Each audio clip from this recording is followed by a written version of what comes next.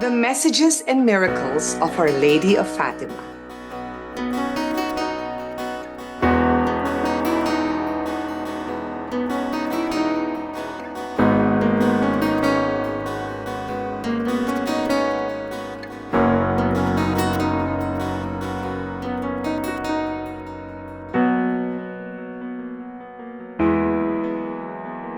For your prayer intentions, kindly place in our comment section.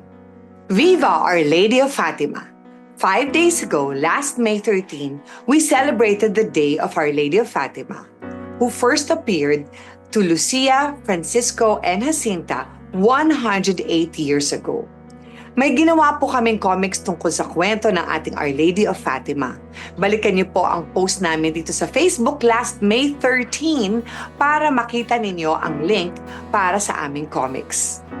108 years ago, taong 1917, sa isang maliit na bayan sa Portugal, nagkaroon ng aparisyon ang Our Lady of Fatima. 3 batang pastol ang nagsabing nakakita sila ng isang magandang babae.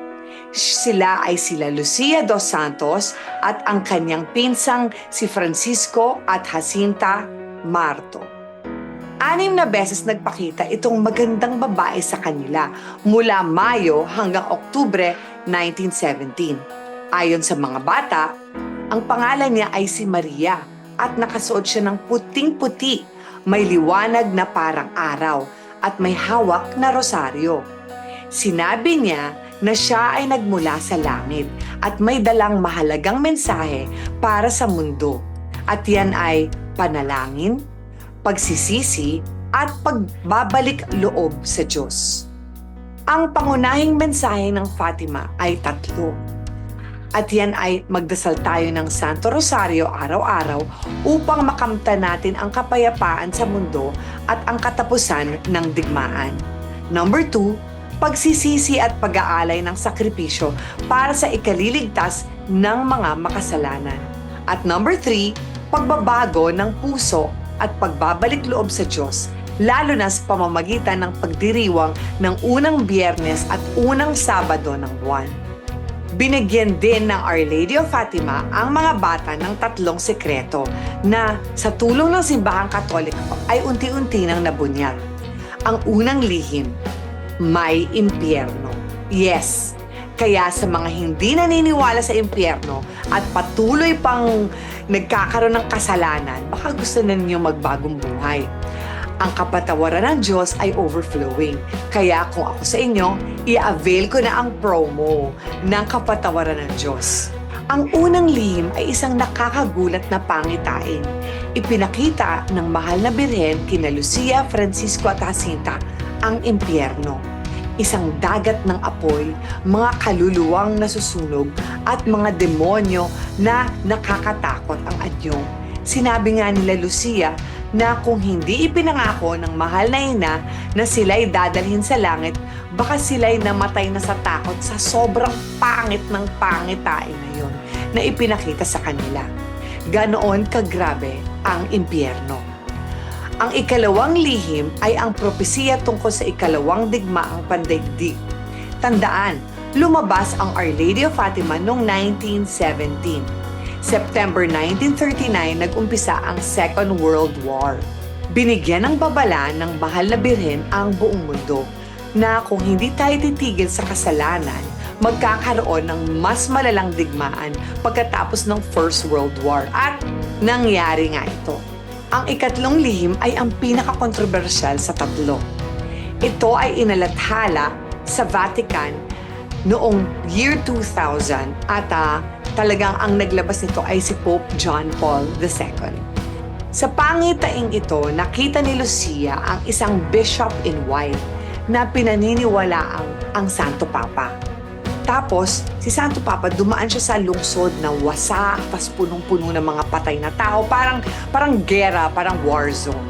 At sa dulo ng kanyang paglalakbay sa bundok, siya ay pinaslang kasama ng iba pang mga pari at mga prailo. Marami ang nagsasabi na ito raw ay ang tangkang pagpatay kay Pope John Paul II noong 1981. Pero mas marami ang nagsasabi na hindi pa raw ito nangyayari at malapit na raw mangyari dahil marami na rin ngayong mga propeta o mga tao na nakakapanaginip nito. Ano ang mensahe ng tatlong sikreto para sa atin? Ang tatlong lihim ay hindi para takutin tayo, kundi para gisingin tayo. Ang mundo ay punong-puno na talaga ng tukso, mga gera at kaguluhan, pero may pag-asa pa rin. Ano ang sagot? Panalangin, pagsisisi at pag-aalay ng ating buhay sa Diyos. Ang mensahe ng Our Lady of Fatima ay panawagan para sa atin ngayon. Magsimula na tayong magdasal ng rosaryo. Magbalik loob na tayo sa Panginoon at ialay na natin ang ating sakripisyo para sa kapayapaan ng mundo. Allow me to invite you to experience praying in the Spirit by joining our face-to-face gatherings every Sunday from 9 a.m. to 12 noon at the Oasis of Love. Your church family, the Oasis of Love, will teach you how to pray in the Spirit. Pray for your healing, life-changing experiences, and miracles in your life. Magkita-kita tayo face-to-face this coming Sunday at 9:30 a.m. sa roof deck ng MR Suites. Pwede po niyo siyang i-Waze. Share po ninyo itong episode na to para mas maraming taong mabless.